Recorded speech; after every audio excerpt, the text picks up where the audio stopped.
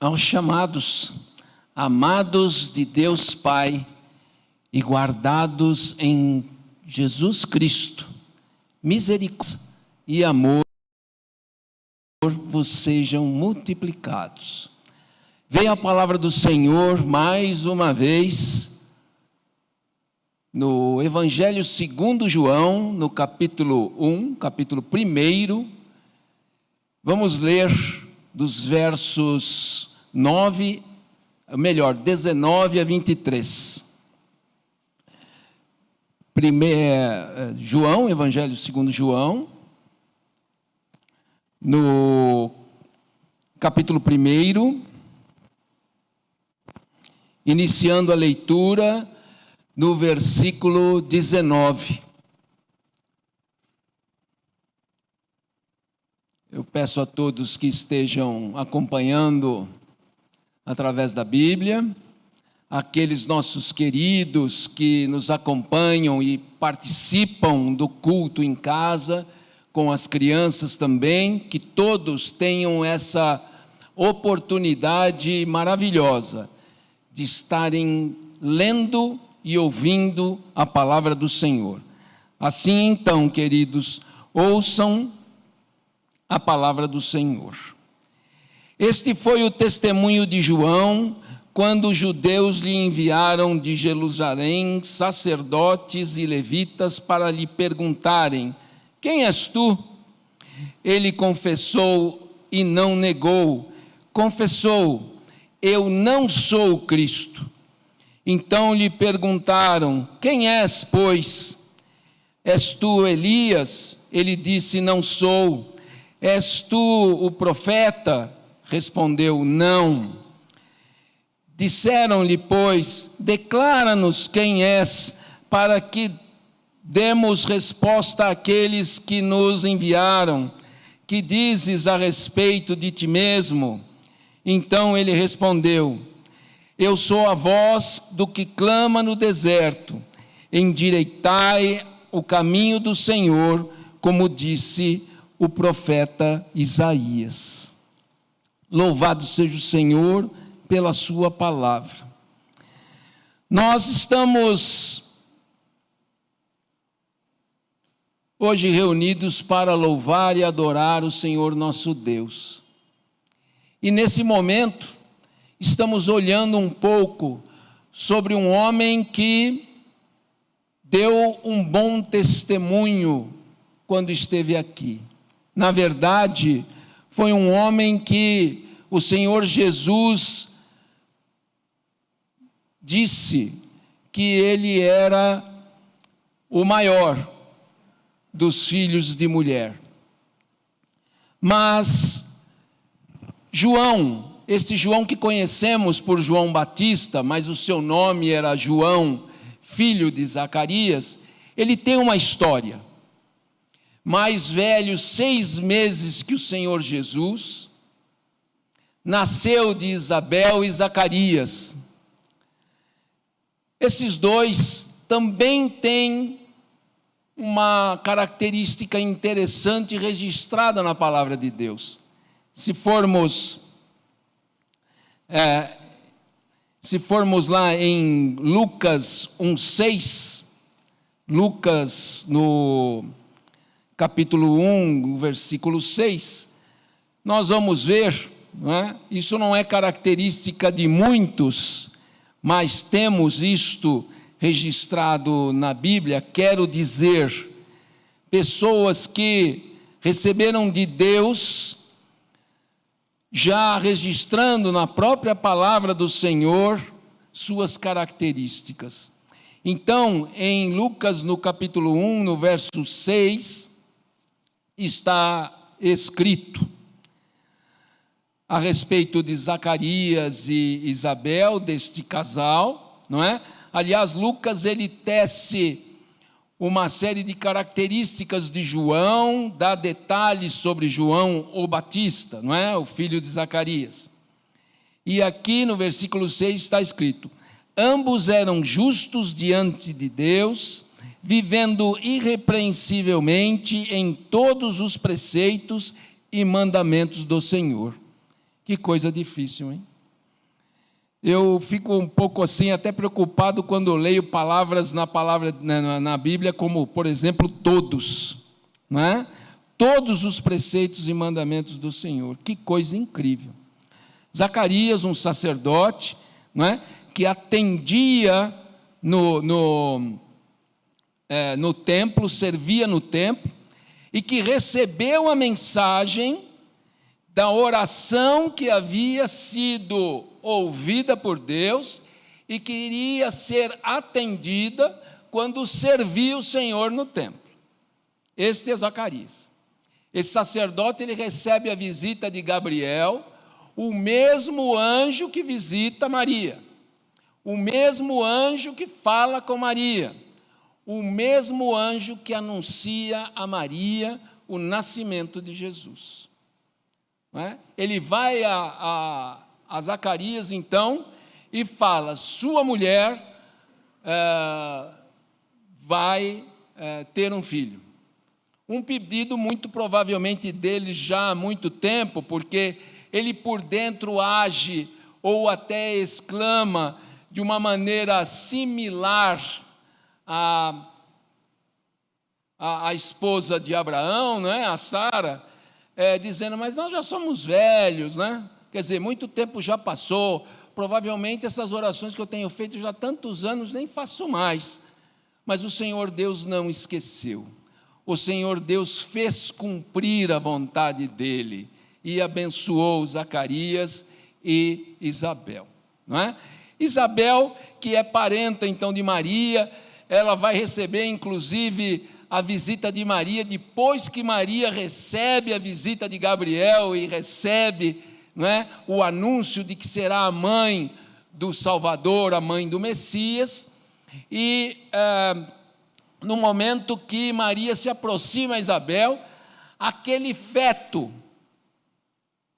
de 6 meses em gestação já se movimenta de maneira incomum na barriga de Isabel, no sentido de entender que Jesus já havia sido gerado, de que é Maria e principalmente de que Jesus já estava dentro dela, o Salvador. Ele já reconheceu naquele momento, não é? Já reconhecia o Senhor Jesus. Notem que na Bíblia nós temos vários exemplos de pessoas que honraram o Senhor nosso Deus. Vários exemplos.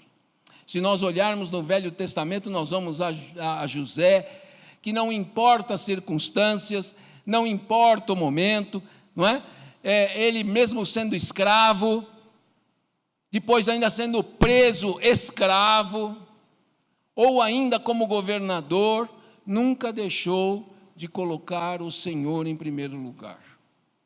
Hoje pela manhã, inclusive, tivemos a mensagem do presbítero Beto Fonseca, falando sobre outro exemplo que foi Daniel, que nunca deixou de colocar o Senhor nosso Deus em primeiro lugar e deixar claro quem ele era. Foi um homem que foi para a cova dos leões, ou seja, foi para a morte, porque não abriu mão de dizer: eu sou do Senhor Deus e temos somente ao Senhor nosso Deus. Exemplos, não é? Até José ensinou os filhos, quando o avô chegou ao Egito, que veio do Egito, de Canaã para o Egito, porque José havia oferecido proteção, cuidado, lá em Canaã tinha uma fome muito grande, vem então a família, vem Jacó, não é? E por serem tementes a Deus, não é? O Deus de Jacó, eles foram inclusive separados em uma região específica, para não ficarem juntos. Isso porque o próprio José sempre deixou claro: eu sou unicamente do Senhor nosso Deus. E agora vem este rapaz, este homem, que recebe o nome de João, não é? E que recebe algumas obrigações, na hora que o próprio anjo Gabriel fala com Isabel. já diz que ele vai ser um nazireu, separado, não pode usar bebida forte, tem que ter costumes bem diferentes até do que o próprio povo faz. E assim João vive desta maneira. E é claro que nesse momento que nós lemos aqui da palavra do Senhor, que João registra, na verdade, mesmo falando sobre João, já tem 3 momentos em sequência, só no capítulo 1, onde há, pelo próprio título da Bíblia, não é? Que nós, lógico, não é um título escrito pelo homem, mas chama atenção, dizendo assim, que ele dá testemunho, depois ele repete o testemunho, depois ele repete o testemunho. Mas, de fato, este testemunho de João, esta história, está registrada nos 4 evangelhos. Em Mateus, em Marcos, em Lucas e em João. Não é? Capítulo 3, capítulo 1, logo no início dos evangelhos, nós encontramos os evangelistas falando sobre João. Talvez Lucas um pouco mais detalhado sobre a vida dele, mas os outros em referência, e o próprio apóstolo João, escrevendo no seu evangelho, fala sobre este João Batista. Mas o que me chama a atenção nesse momento, nessa passagem, é a forma com que João Batista trata estas questões. Em primeiro lugar, ele está fazendo a vontade de Deus, está fazendo a obra do Senhor. Isto é um fato. Ele está lá em Betânia, está batizando e está falando ao povo, né? Ele está falando ao povo, está conversando com o povo e batiza o povo. Ele promove um batismo de arrependimento, tem até um linguajar, pelo menos que demonstra na palavra de Deus, duro com as pessoas, não é?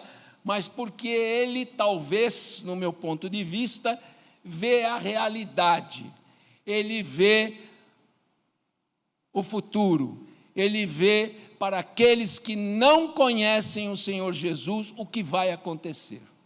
Então, por isso que ele parece ser muito duro inclusive com o povo dele, duro inclusive com os líderes que vêm falar com ele.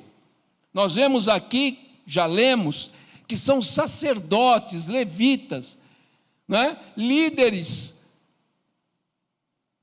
do povo na época, líderes religiosos do povo da época. Não são qualquer um. E também tiveram que viajar aí em torno de uns 32 quilômetros, né? Que naquela época não era alguma coisa fácil de fazer, né? Sair de Jerusalém, ir para Nordeste, chegar em Betânia, onde tem o Rio Jordão, e ficar naqueles momentos, né? E ficar andando lá naquela região, se desgastando para fazer as perguntas que fizeram para João. E nessa primeira ideia que estamos tendo, nós vemos que ele vai ser questionado. Ele está pregando arrependimento, ele está pregando salvação, ele está pregando arrepender-se de pecados, ele está mexendo em feridas profundas, e ele vai ser questionado. Como foi? Não é? Há um pedido, a forma com que a Bíblia está escrita aqui nesse trecho é bem contundente, ao mesmo tempo que insistente. Fala quem você é, mas quem que você é?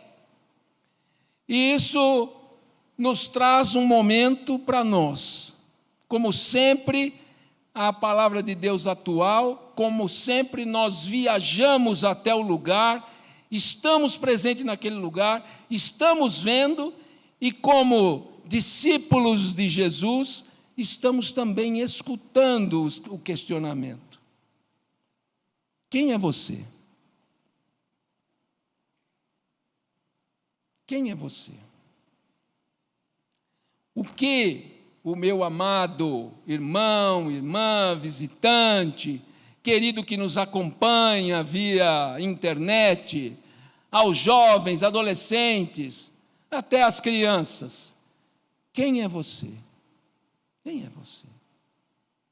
Nós somos questionados. O versículo 19 vem, não é? Vem, quem é você? João Batista começa dizendo quem ele não é. Eu sei quem eu não sou. E é fato, queridos, que se há testemunho, há questionamento. Qualquer lugar dentro de casa, fora de casa, no trabalho, na escola, seja onde for, onde há testemunho cristão, por palavra ou por atitudes, há questionamento. Alguém vai perguntar, alguém vai questionar, alguém vai notar a diferença, ou vai levar em consideração um contraponto entre aquilo que se fala e a atitude que tem. Questionamento vai ter. Você tem sido questionado? Tem sido perguntado? No seu meio, aonde você está, aonde você vive, há perguntas a respeito de você? Quem é você? De onde vem a sua fé? De onde vem aquilo que você crê? Por que você é diferente? Ou por que você deveria ser diferente? Mas também, queridos, João, ele já trabalha porque conhece o Senhor Jesus, já no ventre da mãe, sabe a posição dele e já age fortemente no ego. Das perguntas que são feitas, ele já é provado no ego. Uma pessoa com capacidade de falar, uma pessoa que está pregando o evangelho de arrependimento, naquele lugar com água onde estava batizando, pessoas vindo, líderes chegando, o nome dele já sendo propagado na região, e aí, claro, vem a questão do ego. E os inquiridores, os sacerdotes, os levitas, já começam perguntando em primeiro lugar do maior: é o Messias? Ele diz que não. Aí ele vem e fala: é Elias? Também não. Embora nós saibamos que ele recebeu o mesmo espírito de Elias, o mesmo espírito que o faz estar à frente da palavra e de pregar, de agir, mas ele não é Elias.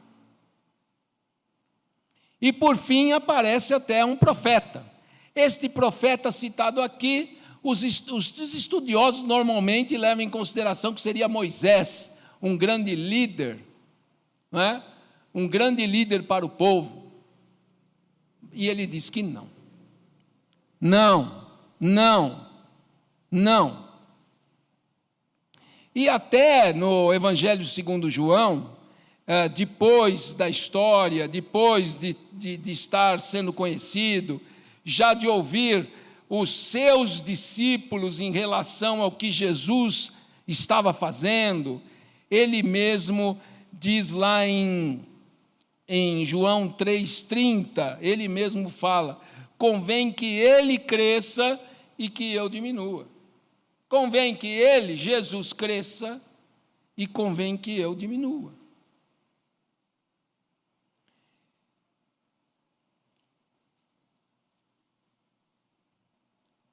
O que você é na sociedade,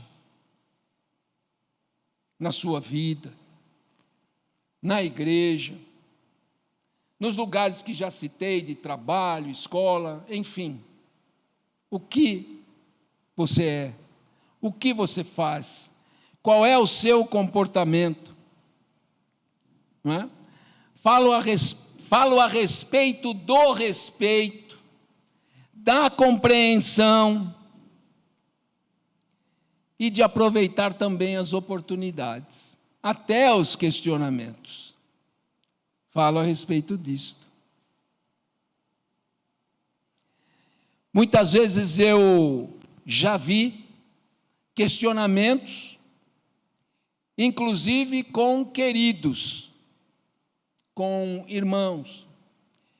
E a tendência nossa, na maioria das vezes, é falar sobre a igreja, sobre os pastores. Muitas perguntas vêm sobre erros da igreja, erros de pastores, não é? Muitas vezes o estilo de doutrina, o governo da igreja. Mas naquele momento e naquela oportunidade que se tem para falar Jesus, o debate vai pelo caminho que não deveria ir. Na oportunidade que temos de apresentar o Senhor Jesus, de falar de salvação, de falar de arrependimento de pecados, nós vamos falar de assuntos que levam para longe do que é o foco do cristão.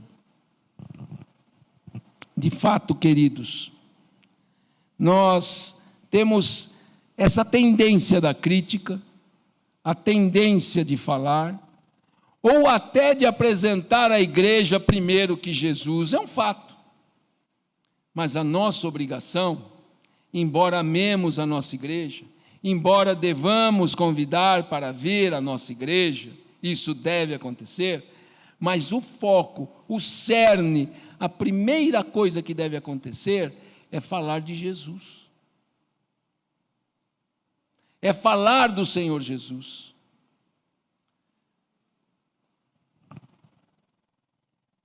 Há somente uma resposta.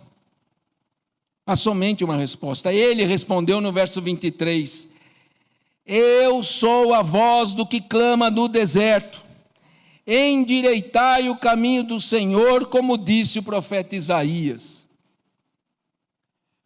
Aqui, queridos, o que eu vi, e que muitos já conhecem isto, é uma obrigação de todos nós. É uma obrigação de todos nós, queridos. Uma voz que clama, é falar, é pregar, é orar. As pessoas precisam de salvação, precisam ouvir a palavra, precisam mudar as suas atitudes. Não é? Uma voz que clama. Em Lucas, no capítulo 2, no versículo 7 e 8,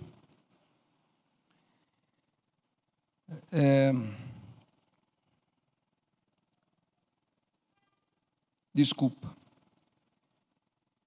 não é. Mas eu errei aqui o endereço. Mas, de fato, o que acontece é que nós temos este João pregando sobre e falando com aquelas pessoas que estavam vindo, chamando de raça de víboras, de quem eles estavam fugindo, quem que eles haviam ouvido para que pudessem fugir da ira vindoura. Quem? Ou seja, aquelas pessoas estavam recebendo dele e de outros uma informação de vida, de possibilidade de salvação, de esperança. Esperança. Não há, queridos, outro caminho, nós sabemos disto. E quem não sabe precisa saber. Nós temos talvez uma maneira um pouco diferente de João de pregar o Evangelho, de falar para pessoas. Ele sempre foi muito contundente nestas poucas palavras que utilizou. Mas pregar. Também, queridos, no deserto, não é? Voz que clama no deserto. Quem acha que onde nós vivemos está melhor que um deserto?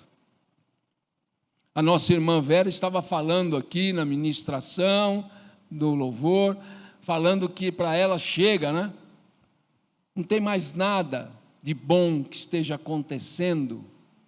Ou seja, deserto. Deserto. É um lugar árido, sem esperança, difícil de se viver. Não tem água, não tem comida, é muito difícil. É um deserto. Né? E aí nós temos uma voz que clama nesse momento. Somos todos vozes que clamam neste momento, neste lugar, no deserto. As pessoas vivem num deserto. As pessoas vivem buscando miragens. Sabe o que é uma miragem? É já estar tão abatido com a fome, com a sede, com o calor, com o frio pela noite, características de um deserto, que começa a ver coisas que não existem, ou coisas que vão desaparecer. Coisas que quando chegar perto vai desaparecer. E o homem está assim, caminhando num deserto, buscando coisas sem valor. Provavelmente, na metáfora, miragens. Uma luta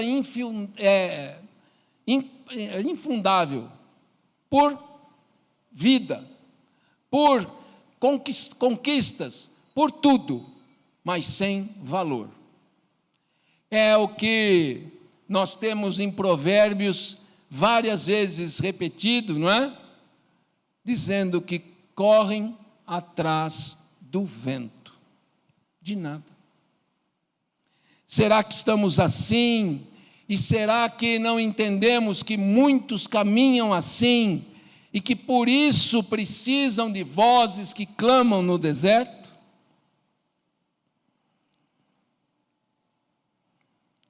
E também, por fim, ele termina, não é? Que é a palavra de Isaías, inclusive, arrumar o caminho do Senhor, não é? Preparar o caminho do Senhor, endireitar o caminho do Senhor, melhorar um pouco esse caminho para chegar no Senhor. Isto também, obrigação que João o Batista diz que estava fazendo, que Isaías disse que ele iria fazer, e que todos nós temos obrigação de fazer. Todas as vezes que estivermos pregando o Evangelho, todas as vezes que estivermos falando de Jesus, nós estamos endireitando o caminho do Senhor. Estamos mostrando o caminho, estamos alinhando o caminho. Porque hoje, queridos, perguntar se a pessoa conhece Deus, todo mundo vai dizer que sim. Há muitos deuses, para nós, muitos deles desconhecidos. Muita gente falando sobre muitos deuses, mas não é aquele da Bíblia. Não é? Alguns dizem que são apostólicos, não é? Ou seja, creem na palavra de Deus dos apóstolos, não é? Nos ensinos dos apóstolos, mas não seguem o que os apóstolos escreveram. Porque os apóstolos, todos eles, unânime, apontam um só caminho, de Jesus. Então, queridos, toda vez que estivermos falando de Jesus, dentro de casa e fora de casa, dentro da igreja e fora da igreja, onde estivermos, seja por palavras, seja por testemunho, pelas nossas atitudes, nós vamos sempre estar endireitando o caminho do Senhor.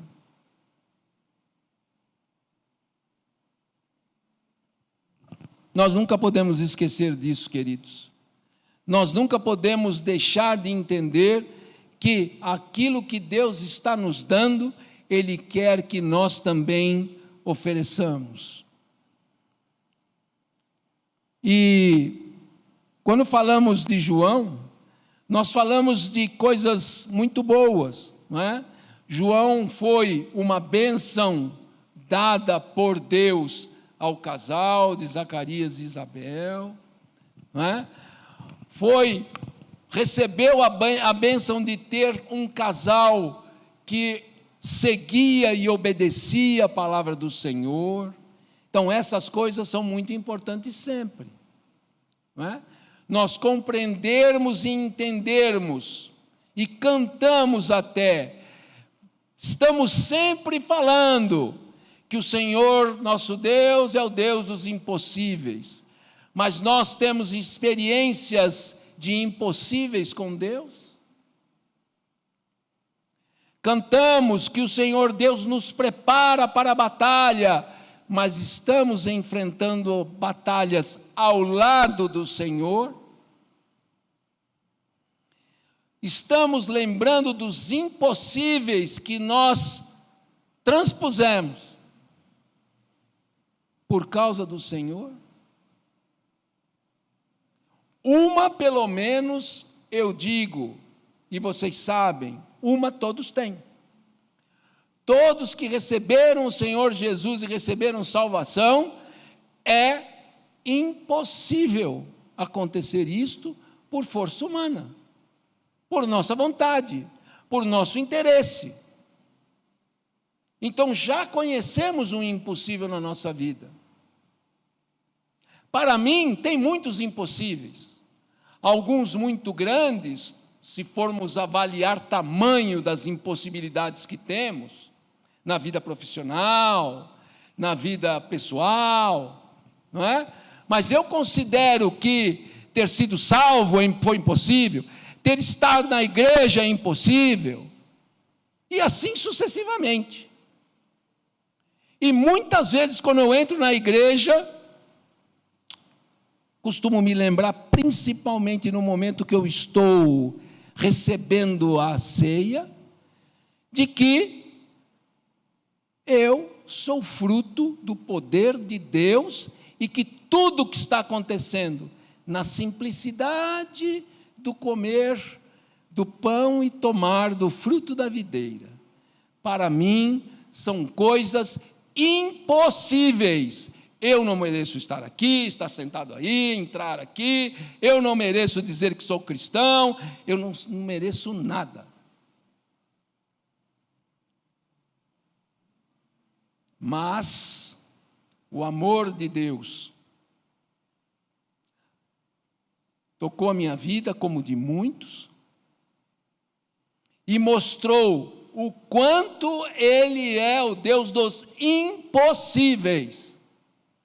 Não vai acontecer, não dá para acontecer, é impossível. A ciência diz que é impossível, os homens dizem que é impossível, a história diz que é impossível, mas para o Senhor nosso Deus, aquele que nós adoramos, louvamos, aquele que nos faz nos reunir aqui em casa, em torno da palavra de Deus, em torno das mensagens, Ele vai e faz o impossível.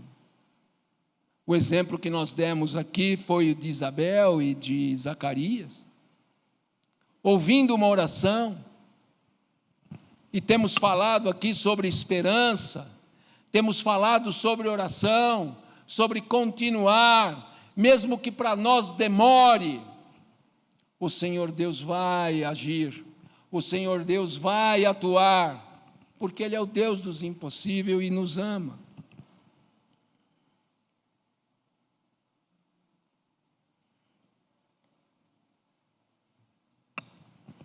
Tem alguma coisa diferente para nós fazermos?